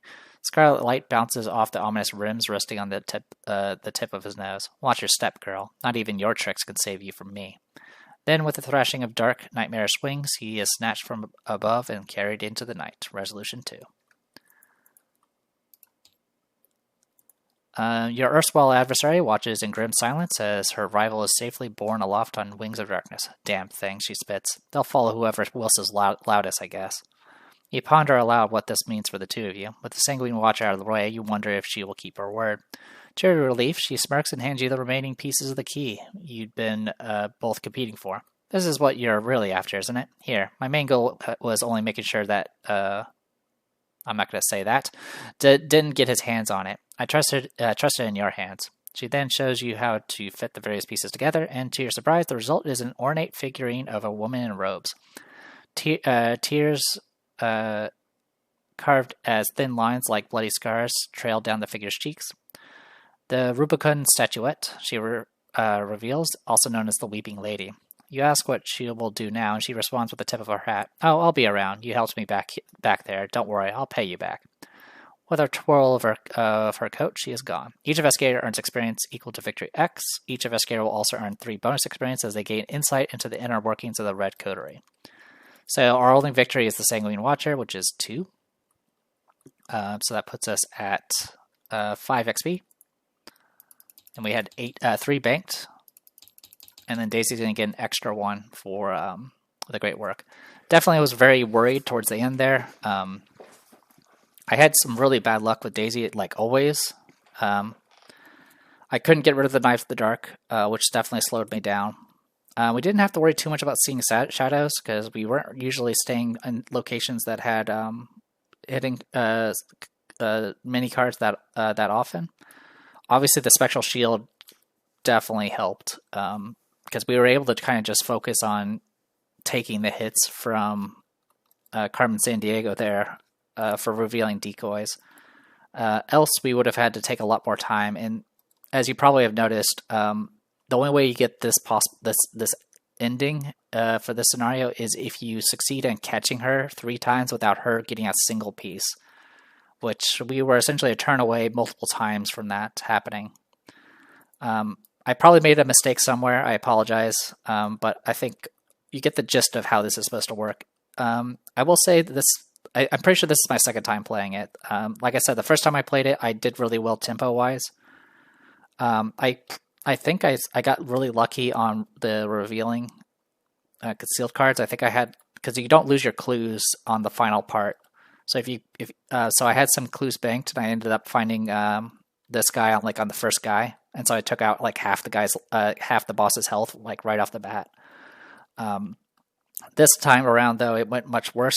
We essentially had to spend so many rounds just trying to find Roja that we didn't really have anything left at the end. Yeah, we used every charge of Breath of the Sleeper. I didn't use it for attacking, so we used 18 charges of Breath of the Sleeper, and we took at least one final hit. So between the two spectral shields I put out, it soaked 19 damage and/or horror, which is just insane. And I have no regrets because you saw how badly I was rolling. I got Elder Sign auto-failed like 2 or 3 times. I don't think I drew that many auto-fails, but then the freaking tablets, the difficulty levels for some of these shrouds are just way too high, or some of these checks are just way too high. Like having 5s and 6s when there's a token that literally negates your skill icons is kind of a dick move. That being said, if you're going the liar route, you wouldn't have to worry about this as much because you wouldn't have to worry. I mean, it's a trade-off. Like some of these encounters or some of these scenarios, you do better if you're going the truth route, or trust route, and others you do better if you're doing the liar route. So, and this is just one of the ones where going truth can be very, very rough. Obviously, it's also kind of my fault since I don't ever use characters I don't use that as many stat boosting items on characters, so it kind of just finally caught up to me. Anyway, I did forget to read some of the rest of the stuff here, so let's go ahead and do that. You haven't seen the last of the Sanguine Watcher. I'm going to put this up top, actually.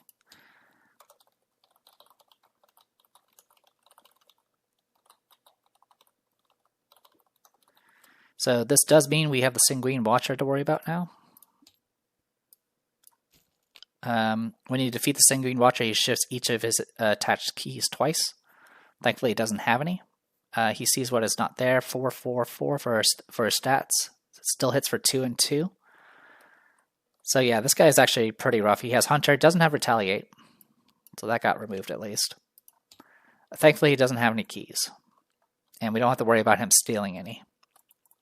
La Chica Rocha is on our side.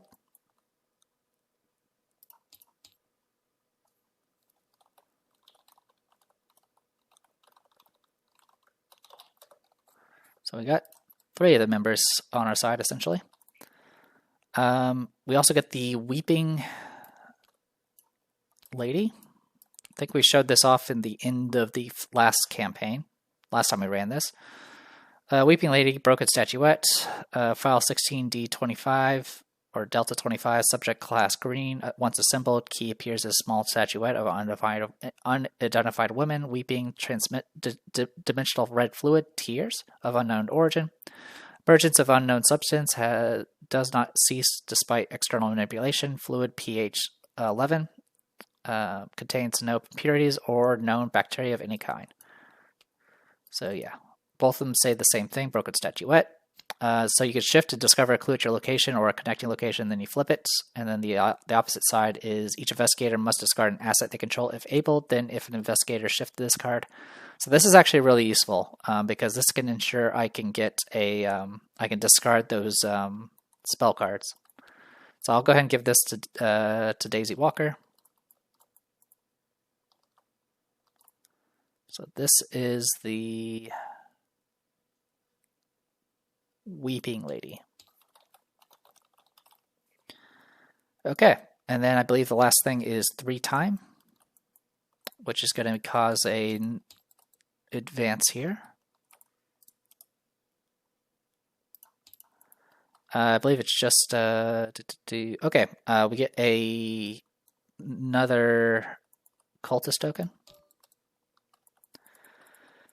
And we get 1 copy of Paradimensional Understanding Weakness, which we've gotten before. And it's kind of annoying. It just makes you shift keys and stuff.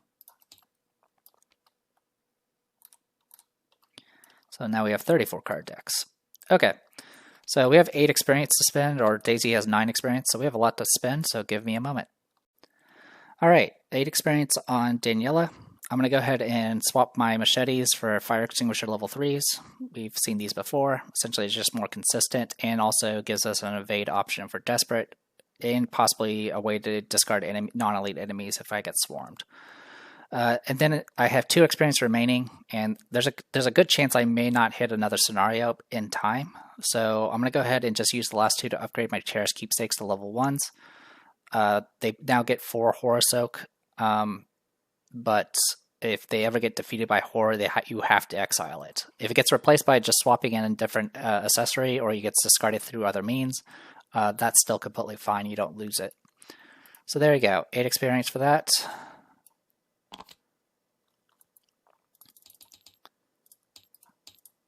Alright, and then we go to Daisy, who has 9 experience. I'm going to spend 6 of it to get Studiouses, 2 of them. So now we'll start with 7 cards in our hand, and then we're going to upgrade our remaining Perception to level 2.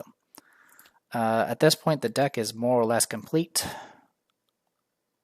There's not really anything else that stands out that I desperately need. So that's actually not too shabby. Yeah, not too bad. So she's going to have 1 XP banked. Let's see if there's something I can get for 1 XP. I mean, there is 1 item. I could get Pinned to the Queen at this point. The question is, if I were to do Pinned to the Queen, what would I drop? Because almost everything I have is mostly useful. I think the only regret I kind of have is I shouldn't have probably dropped as much economy than I had already dropped.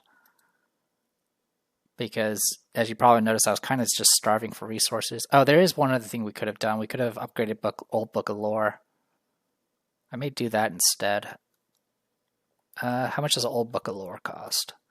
So the upgraded Old Book of Lore is kind of interesting.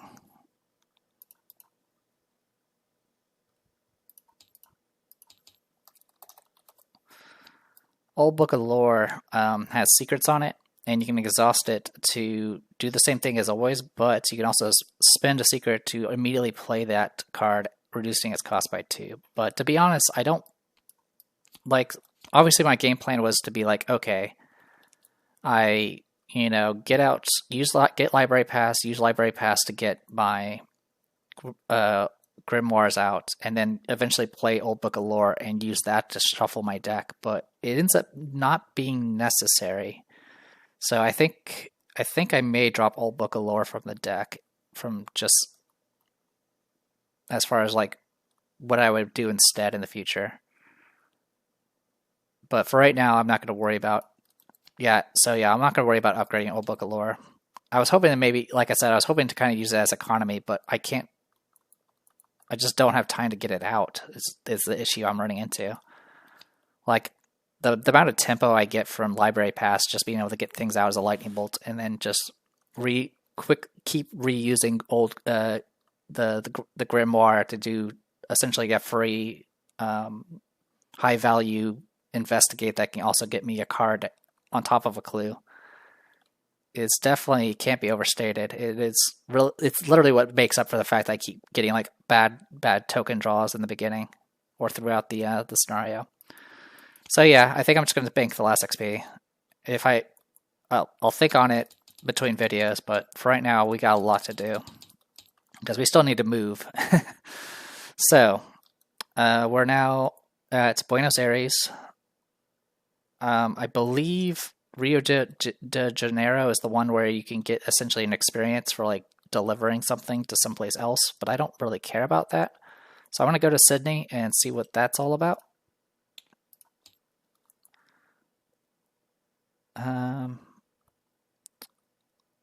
So check how much time has passed in the campaign log. It's definitely 20 or more. Skip to Ringing Hollow 4. You arrive in Sydney and immediately search for the agent described in Taylor's dossier, but everywhere you search, there appears to be no trace of her, nor any memory of her among the locals. Feeling worried, you redoubled your efforts and eventually track her to an old, condemned warehouse by the bay on the eastern side of the city. Inside is an entire wall of filing cabinets containing years and years of research and a table covered in a mess of maps and photographs, but there's no sign of Agent Quinn. Judging from her recent notes, she appeared to have been researching the same kind of paranormal events you've been looking into before you were recruited to the Foundation, missing buildings, sites, and in some cases even entire villages, all of which vanished mysteriously without explanation. But if she came to any conclusions, you find no evidence of it. With no other leads, you depart filing a report on Quinn's disappearance for the Commissioner. You hope she is simply in hiding somewhere, but your instincts tell you otherwise. Agent Quinn vanished from existence.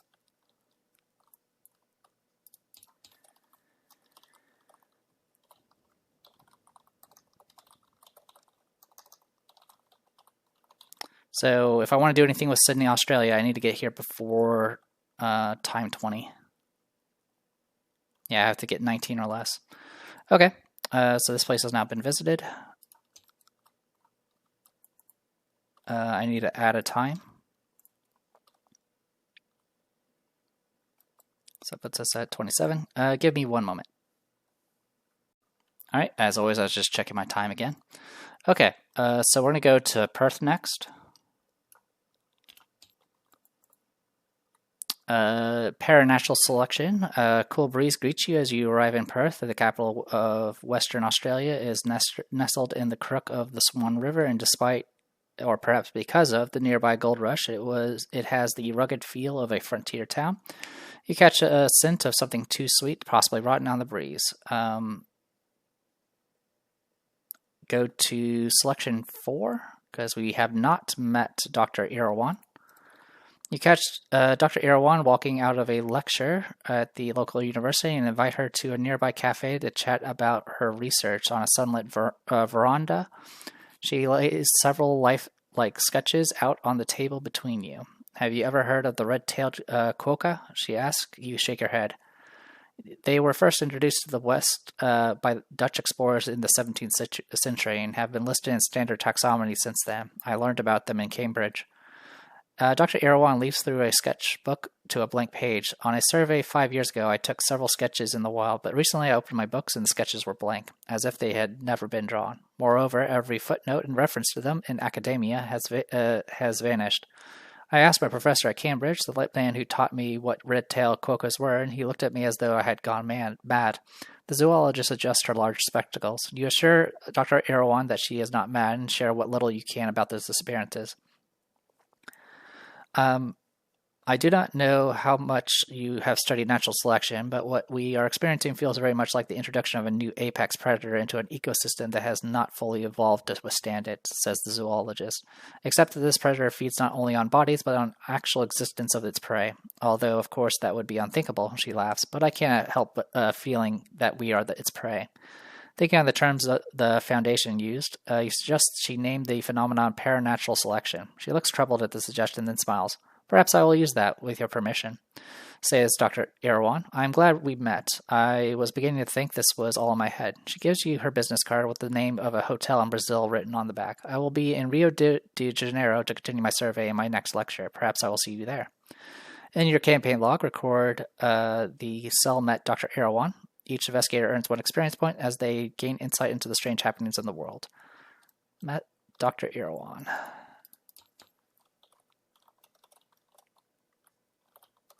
And we get 1 experience point. Okay, and then we can embark. All right, so Rio de Janeiro is the other way. It would take me 1, 2, 3, 1, 2, 3. So either direction, it would take me 3 times to get over there. But I can guess that since there's that time thing, I'm pretty sure we're not going to be able to get there in time because we're already past 25. So, apologies for there's no avoiding seeing that. So, with that in mind, I'm probably just going to go and check out the other places. So, I know Tokyo is where Taylor's at, which is, I believe, just a delivery mission. And Shanghai, 32J, is where Flint Lee is at.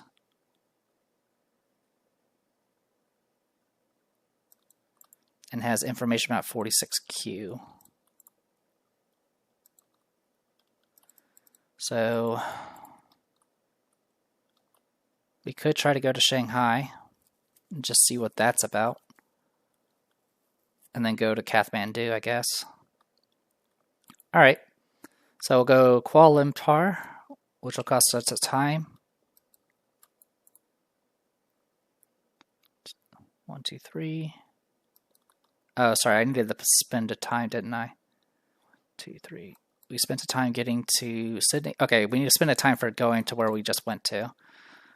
Then we go to Kuala Lumpur, which is going to cost us another time. And then we'll go to Hong Kong and then Shanghai, which is another 2 time. Shanghai. Coiled Serpent, you send a missive to Agent Flint ahead of your arrival, setting a meeting place and time. Xi'an Temple at noon, and head there as soon as you arrive, entering the Broadstone Courtyard at the temple's entrance. After a short while, a tourist approaches you and asks in English, "You're sure you're alone?" It takes you a moment to realize that the tourist is none other than Flint, in a subtle yet convincing disguise.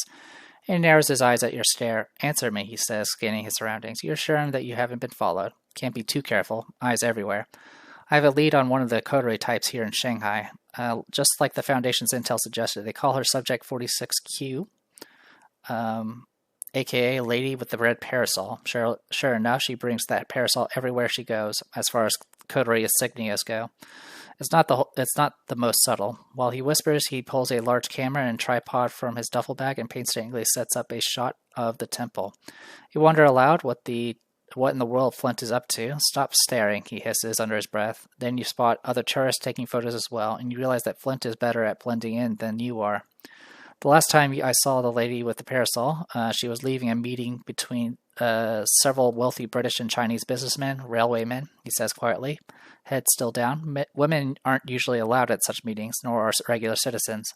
To be in that room, you have to be able to get the attention of those powerful men, which means you're either very powerful or obscenely wealthy. Flint takes a few photos, then moves to a new spot and starts the tedious process of focusing the camera all over again. Within 2 weeks of that meeting, they announced a lucrative new contract. It seems all their competitors were convinced, for one reason or another, to step away from the project, which left them to write their own ticket, name their own price. So he slowly scans the courtyard again, careful to move just his eyes and not his head. Could be she has leverage on them, or maybe she's just that charming. But I'm willing to put my money on it being the influence of a key. If that's true, it's imperative that we're not made. Flint's paranoia is infectious. Check the campaign log. We did tell the truth to Taylor, so we go to Coil Symbol 2. Look, I would tell you more, maybe even let you help me out here, but you've made it pretty clear you're a bit chatty, and the last thing I need is the coterie figuring out I'm onto them. So how about we split up? Keep doing what you're doing, and I'll contact you when I have a good lead. Without letting you protest, Flint packs up his camera and leaves. Flint is working solo.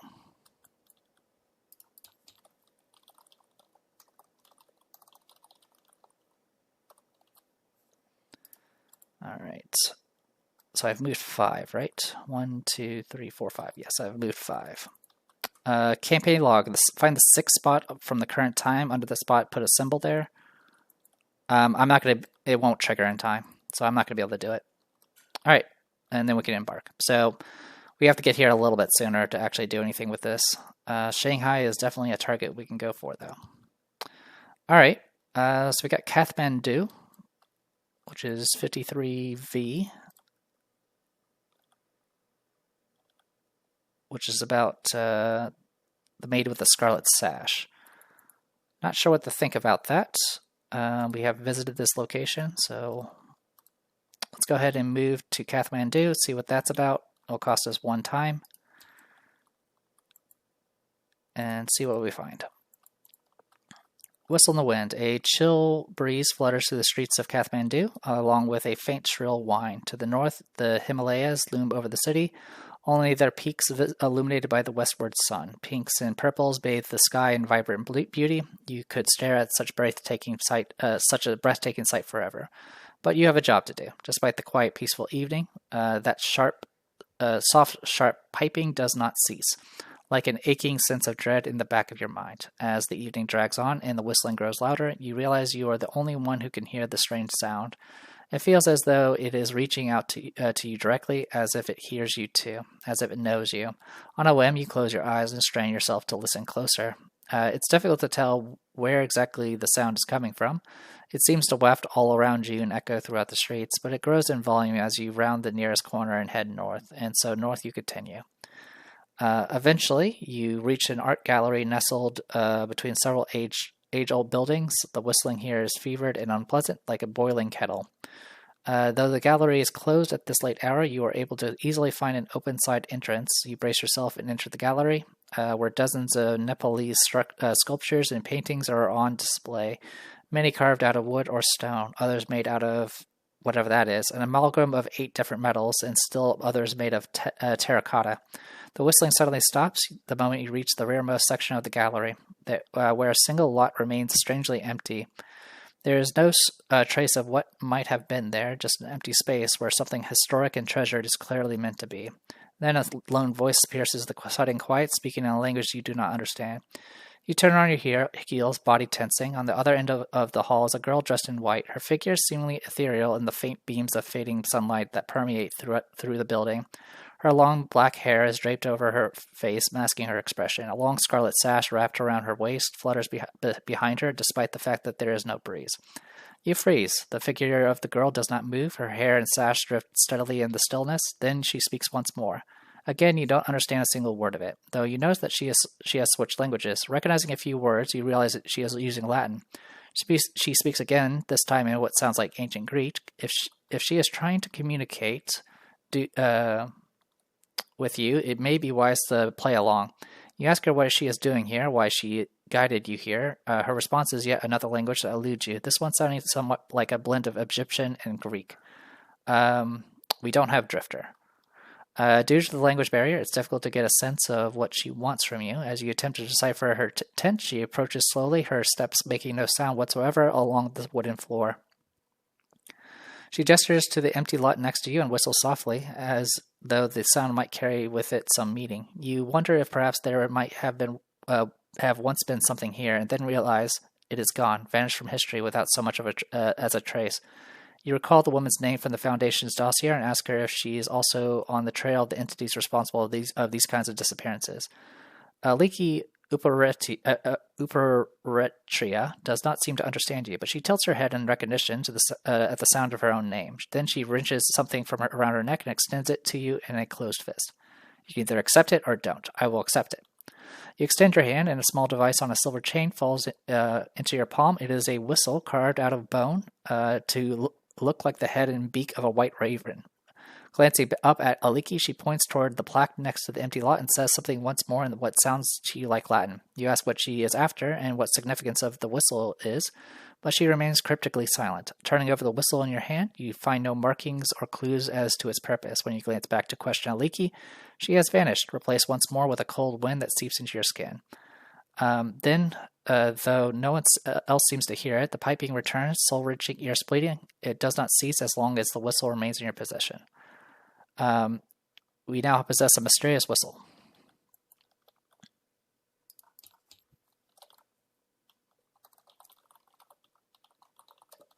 I am running out of space. Then we take a mental or physical trauma as the shrill sound follows them everywhere they go. All right, so I will take a physical on Daniela and a mental on Daisy. We also get 1 experience point. We get 1 experience point because of the tablets. And then we can embark. All right, I have no idea what that was for.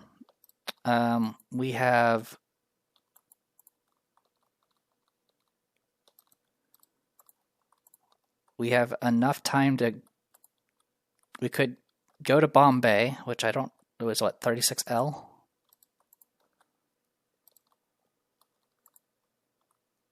Which I have no information on.